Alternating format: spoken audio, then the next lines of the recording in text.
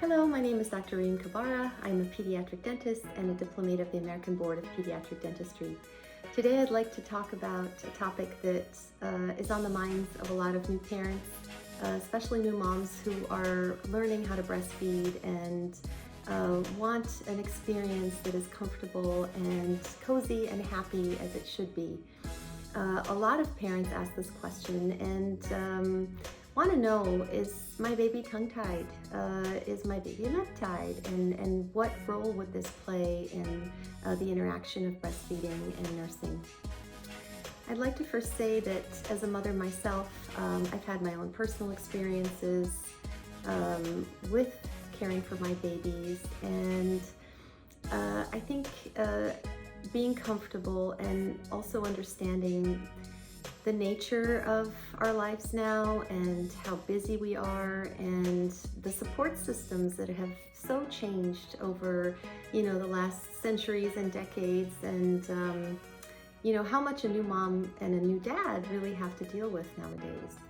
So if we were to think about the arrival of a new baby and how it used to be in times prior, there was a lot of collaboration and a lot of circling around these new parents, in particular the mother, resting time, collaboration from other family members to support the new mother who's just given birth, and also to help teach, and educate about the whole lactation process. There is a learning curve. This is a new skill. When a new family is welcoming a new baby, whether it's the father or the mother, they are learning a brand new skill, and breastfeeding is no different. It's a brand new skill that does take some time. So with the breastfeeding process, it's a combination of both the mother and the baby and how they're interacting together, and how a baby is learning how to latch and to function with mom. Lactation consultants are wonderful at guiding on this process, and also teaching new mothers different positions, and giving timing tips, and also supporting that whole process of breastfeeding. When it comes to us as pediatric dentists, the questions that we get are, is there a structural challenge where the latch is being affected because of it?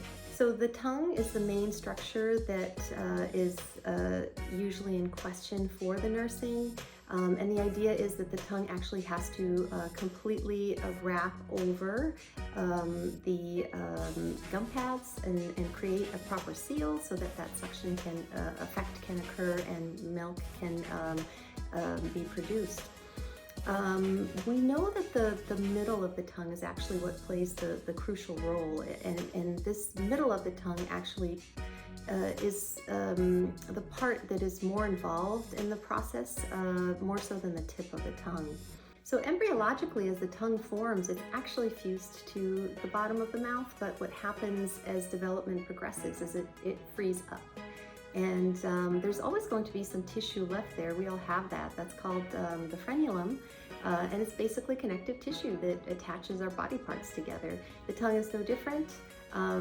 As it kind of progresses its development, it does free up at the tip, and that happens at varying degrees. What's noted in what is called a tongue tie is basically when the tongue has not completely freed up. And so therefore, there are some movement restrictions that are noted.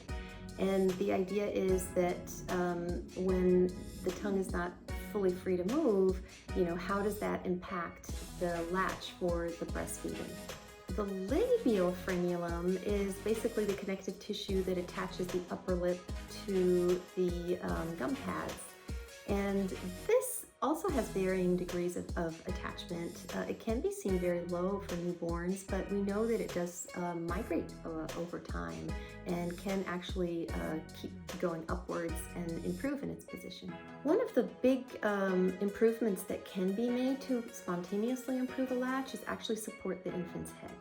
Because when babies are born, they just don't have that neck support. They can't hold up their necks very well. And lactation consultants are very good about making sure that There's good support for the entire body, but we also want to emphasize that we want to support the back of baby's neck and be sure that we are holding the head and helping with that latch, helping them maintain that latch, which is really important for a successful outcome. So when we're asked to look at a baby, we are not only looking at where the tongue is attaching, we're not only looking at the position of the frenulum, what's more important is actually seeing the functionality of it. So this is interactive. We want to see how mommy and baby are interacting together and how that nursing process is moving. Sometimes these visits are helpful to have a lactation consultant present so that we can collaborate as a team and also speak with the pediatrician. You know, is baby gaining weight? Are we hitting all the milestones that we'd like for the first week or two of life? These are important notes to be taken into consideration. So when it comes to the actual adjustment of any frenulum, there are a few things to understand. There are different classifications of what we are actually aiming to do. And the word frenulectomy is commonly noted on the internet, in different outlets. But we want to understand what the definition exactly is of the procedure that is being intended, and also what the indication is and why we want to consider this procedure. We also want to talk about what the procedure itself entails, and then what the recovery is like, and what the follow-up, the necessary follow-up is. So a few definitions. There is something called a frenotomy. A frenotomy or a frenulecomty is basically a minor adjustment to the frenulum that might be deemed to be tight or short. It entails a minor incision, and we're basically trying to lengthen it a little bit. This is something that can be performed right after birth. Usually the intention is to improve breastfeeding if it has been noted that this is absolutely needed. And it can be done with surgery, scissors, or laser. But it's a very quick, very easy release, and usually is done with either nothing or some minor topical anesthesia. Can be done by pediatricians, sometimes ENTs will do it. Us pediatric dentists also can complete this procedure. Depends on if mom is still in the hospital or if the family has been discharged and gone home. A frenectomy or frenulectomy is a more involved procedure. And this would be indicated for a frenulum that is very thick or has had previous intervention and has developed scar tissue. This is where the entire tissues are actually removed.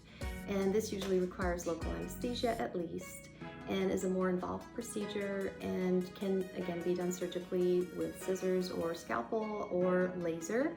And recovery time is going to be a little bit longer for something like this. A frenuloplasty is a more involved procedure, and usually it involves complete adjustment of the attachments and structures, and this is typically done under general anesthesia. Can be combined with ENT procedures. The reason for doing this is anytime the structures need to be moved or changed. If we're dealing with very thick structures, we have certain restrictions present. But this is an involved procedure, and this does require a longer time of recovery than the previous two. So what we're doing as pediatric dentists is predominantly frenotomies. Even when we consider a procedure that can be quick and efficient, and recovery time is basically fast because baby can nurse immediately, we still have to be very mindful about considering any alteration on a baby.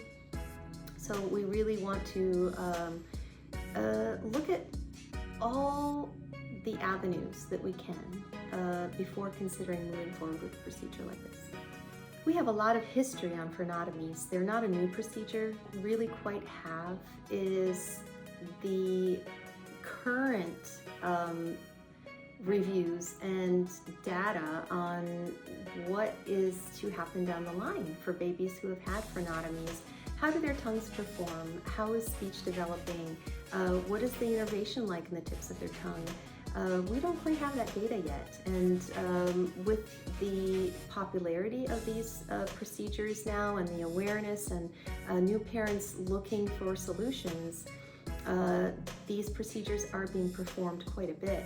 So time will tell, and the next 10, 15 years are going to show us what is the complete benefit of this procedure, and was it overdone or was it underdone?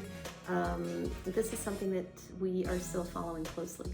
It's also important to note that if a frenotomy is completed, and usually our choice is laser to complete this in a dental office if someone's equipped with that.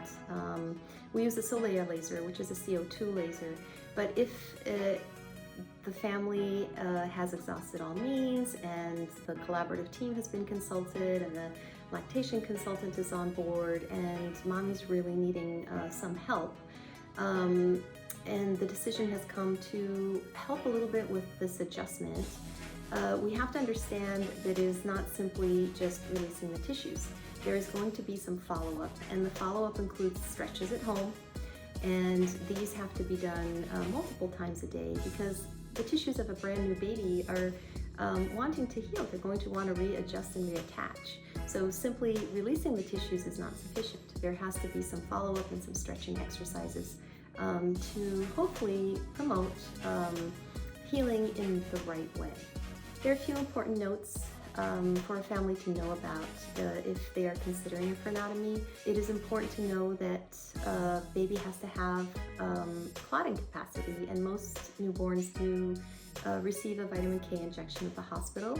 That is important to start the clotting cascade and the hemostasis process. So, because there could be some minor bleeding when this procedure is completed, so therefore this injection is actually necessary for this procedure to take place for baby safety. So for parents who want to understand what the procedure is like, it's a very fast procedure. It does require holding the baby steady and some eye protection. Most all laser procedures do require eye protection. And then we need to swaddle baby, keep baby safe and steady. But the procedure itself is very quick.